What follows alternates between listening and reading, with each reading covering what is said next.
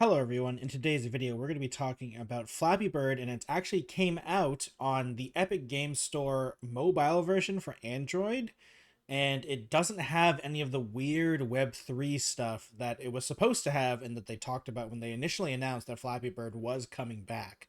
We're going to be on Polygon today. This is by Michael McWhortor. Thank you for the article. It'll be linked down in the description if you would like to check it out for yourself. The title goes, Flappy Bird returns on Android, now without the weird crypto stuff. A new version on mobile hits is an Epic Game Store exclusive. Just before we start, I'd like to remind everyone, please subscribe to the channel. I really appreciate it. We're trying to hit 1,000 subscribers, and once we do, I'll be doing a Q&A video. If you're interested in that, please subscribe. More than 10 years after Flappy Bird's viral explosion and subsequent deletion, the game is back on Android devices thanks to the mobile Epic Game Store, the re-release courtesy of Flappy Bird Publishing. It is an Epic Game Store for Android exclusive. It doesn't feature any of the weird cryptocurrency stink that was hinted at last year when Flappy Bird was strangely released through the messaging service Telegram. That announcement was really weird. I did a video on it, I think, if I remember correctly, or I talked about it on the podcast. It was such a weird announcement. The original creator is not involved at all. The trademark of Flappy Bird just ended, so anyone could buy it, and this Web3 company ended up buying it, and it looks like they took out all the crypto stuff, which is probably a good thing. But from what I've seen, it has tons of in-app purchases and ads and stuff like that, so who knows. In fact, Flappy Bird Publishing pointedly notes in its new release that Flappy Bird is on Epic Game Store for Android is monetized solely by ads and in-app purchases. In the form of cosmetic helmets for Flappy, this game will never have any Web3 elements, Flappy Bird Publishing said Tuesday.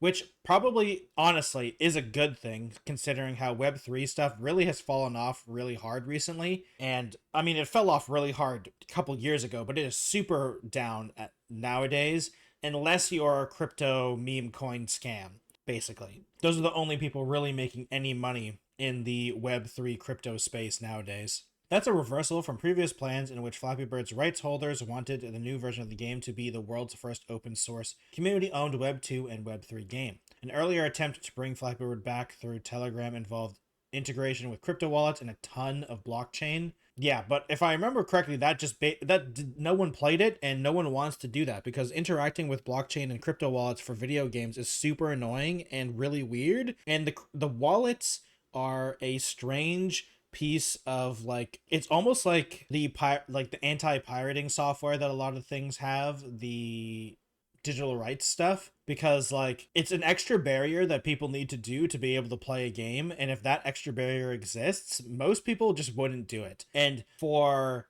pirating video games and stuff like that, generally that type of stuff is good, but when you're trying to just get people to play a game and there's a new barrier of entry other than a price or like an app, a downloadable app or something like that.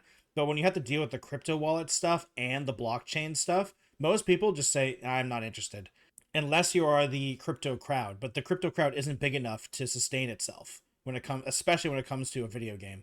And if it's going to be free to play as well. Flappy Bird Publishing says it will continue to release new content for the mobile game, including new worlds, characters, and themes throughout 2025. I mean, I'm glad that they're actually releasing stuff and going to continue with it and stuff like that.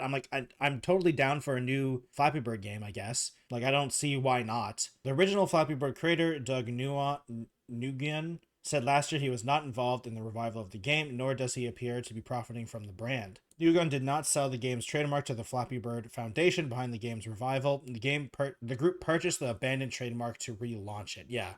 Because it counted as abandoned trademark because the original creator, Dong, never actually did anything with it, and he didn't go through the legal process to keep renewing it. So it just relapsed, I think is the right word, or ran out, basically. Nguyen's version of Flappy Bird launched in 2013 and took off the following year, but the end of January 14, Flappy Bird had become the most downloaded game on the Apple's App Store, racking up more than 50 million downloads.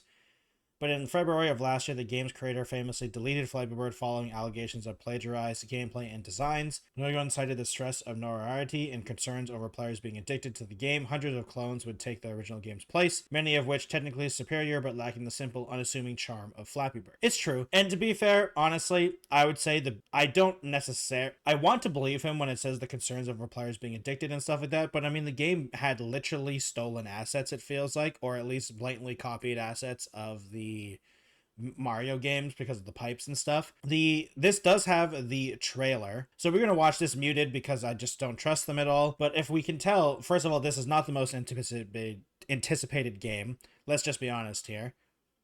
And from what I can tell, like, it just looks like Flappy Bird. It's just Flappy Bird with a slightly different skin. I'm glad they don't. And that right there is probably the funniest thing ever. It has a world select screen like Super Mario Brothers 3 or Super Mario World. And I don't know why it needs that, but I guess it does because they have more themes and worlds and stuff. I'm really curious on how many worlds there actually are. And it looks like you have different themes and stuff like that.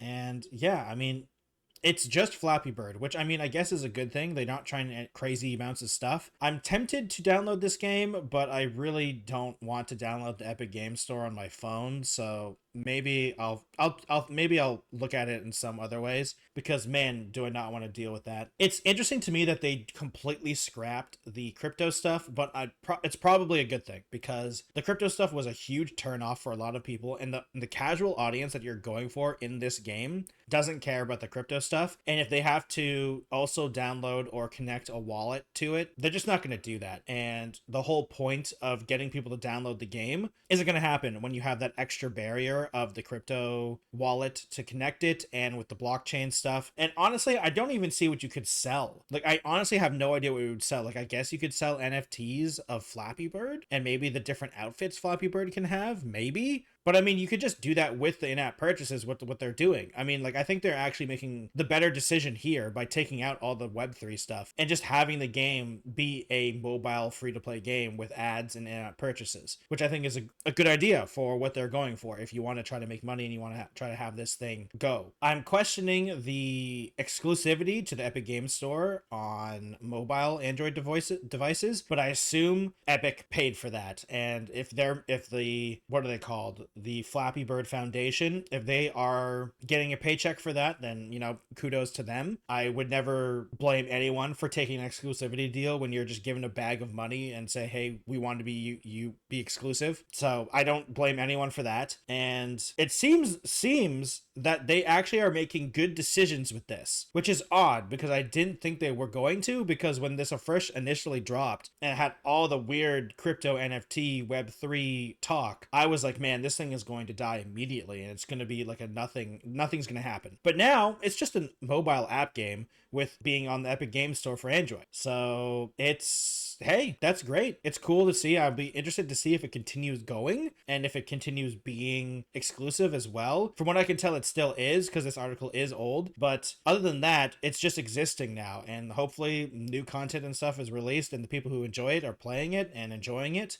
And yeah, honestly, it's just interesting to see this old game come back in a new form. And it sucks that the original creator basically is getting nothing, but it is also kind of his fault for not just selling it or doing nothing with it. That's how the process works. So I feel bad for him, but it is also self-inflicted. So he doesn't want anything to do with it, basically. And if he doesn't want anything to do with it, then he won't do anything with it, and he won't gain or benefit anything from it, which makes sense. And I'm sure he made something from the original 50 million downloads in 2013. So hopefully he did. Other than that, thank you everyone for watching today's video. I really appreciate it. If you'd like to support the channel, please subscribe. I really appreciate that. Like the video if you like it. Dislike it if you dislike it. I understand. You just heard my opinion. I would love to hear your opinion down in the comments below on this Flappy Bird returning. If you're going to download it, if you even knew there was an Epic Game Store for Android as well. I didn't even know that really existed as well. If you'd like to follow me on other platforms, I have a Twitch, Twitter, Instagram, TikTok, Blue Sky, and Threads on any of those social media platforms at the Techno Jelly. Thank you everyone for watching, and I'll see you next time. Goodbye, everyone.